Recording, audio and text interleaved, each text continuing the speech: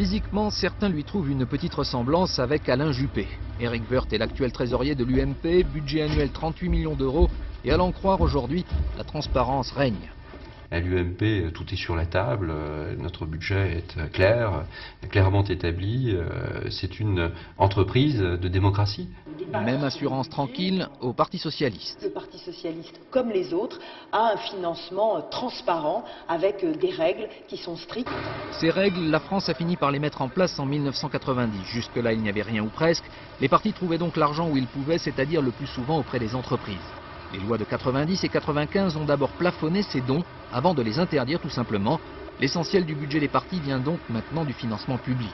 L'État verse de l'argent en fonction du résultat des dernières législatives. Ainsi en 2003, l'UMP, 365 députés, a perçu 33 millions d'euros, le PS un peu plus de 19 millions, le FN 4 millions et demi, l'UDF 4 millions 3. Tout serait donc clair, certains ont encore des doutes. Le socialiste Arnaud Montebourg a ainsi remarqué une réforme récente du ministère des Finances. Monsieur Francis Maire a décidé de supprimer toutes les règles relatives au code des marchés publics. C'est-à-dire que maintenant, n'importe quel président de conseil général va aller voir son copain entrepreneur dans sa commune et lui donner les marchés en contrepartie de quoi? Nul ne le saura jamais, peut-être un voyage aux Bahamas, peut-être des vacances pour les enfants. Il y a 13 ans, dans son livre « L'enquête impossible », Antoine Gaudinot décrivait les circuits de la corruption. Aujourd'hui, lui aussi reste sceptique.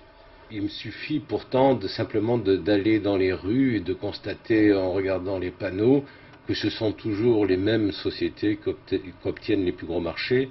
Ce n'est pas le fait du hasard. De droite comme de gauche pourtant, l'immense majorité des hommes politiques affirment qu'aujourd'hui, les pratiques se sont assainies.